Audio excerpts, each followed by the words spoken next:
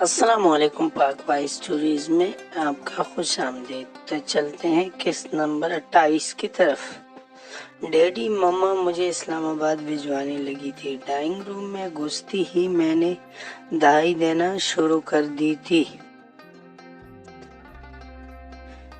تائی امی یعنی بڑی مما اور ڈیڈی تایا ابو آدھا گھنٹہ پہلے ہی گھر آئے تھے۔ دونوں حماد بھائی کے بیٹے کو دیکھنے کراچی گئے ہوئے تھے۔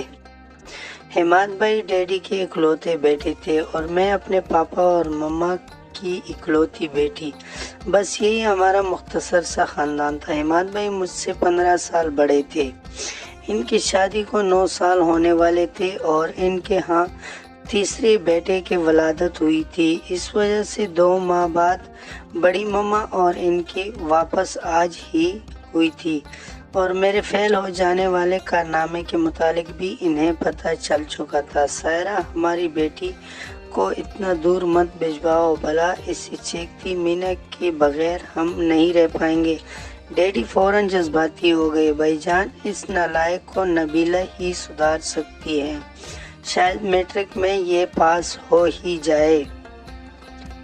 ماما بھی جذباتی ہو گئی تھی اور مجھے بھی کر دیا تھا۔ مجھے آرٹس پڑھنے دیتی تو یہ دن دیکھنا نہ پڑتا۔ زبان بہت چلتی ہے تمہاری، دماغ کو بھی کبھی زحمت دیا کرو۔ مما کو میرا بیچ میں بولنا قطعاً نہیں بایا تھا۔ سائرہ ساجی ٹھیک کہہ رہی ہے، بچے کا شوق اور دلچسپی بھی کوئی چیز ہوتی ہے۔ ہمیشہ کی طرح پاپا اور ڈیڈی میری حمایت میں بولے تھے، آپ کی ان باتوں سے اس کا دماغ خراب کر رکھا ہے۔ مما کا موڈ آف ہو چکا تھا۔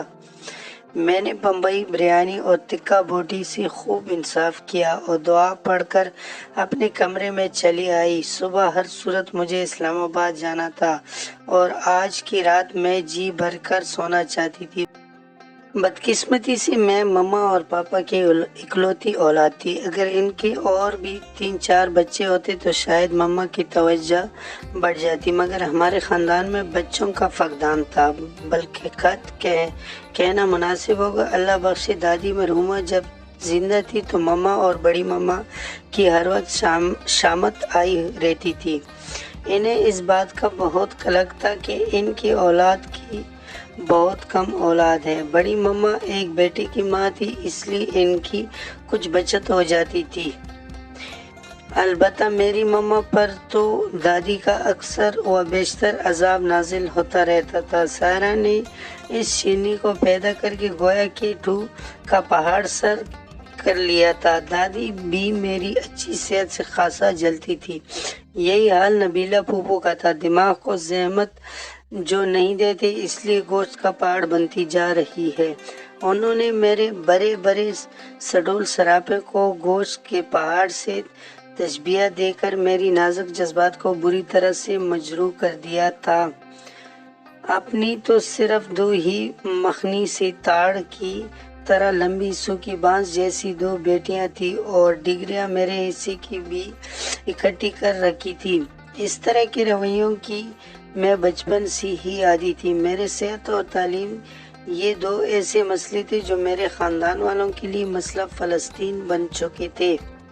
نہ تو میں مما، دادی اور پھوپھو کے خواہش کے مطابق اپنی صحت ڈائٹنگ کے شوق میں تباہ کر سکتی تھی اور نہ ہی میٹرک میں مجھ سے پاس ہوا جا رہا تھا۔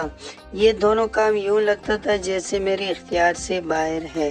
کھانا پینا چھوڑ کر میں کیسے ٹی بی کی مریضہ بن سکتی تھی؟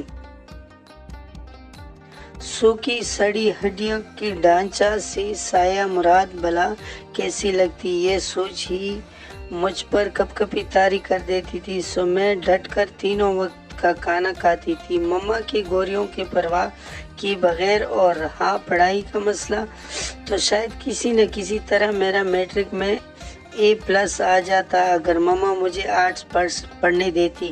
شاید اس وقت میں اردو ادب یا فائن آرٹ میں اپنا نام بنا چکی تھی، مگر ہائے میری قسمت! مجھے تو ابھی تک برقی کرنٹ اور مقناطیس کے درمیان تعلق کو معلوم کرنے والے کا نہیں پتا تھا کہ وہ فلیمنگ ہے، نیوٹن ہے، فیراڈے ہے یا پھر اورسٹڈ ہے۔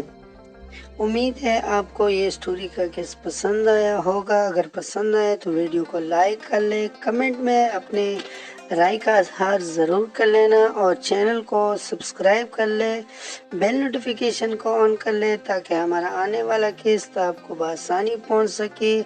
اگلے کیس میں پھر انشاءاللہ ملاقات ہوگی. تب تک کے لیے دے اجازت. اللہ حافظ.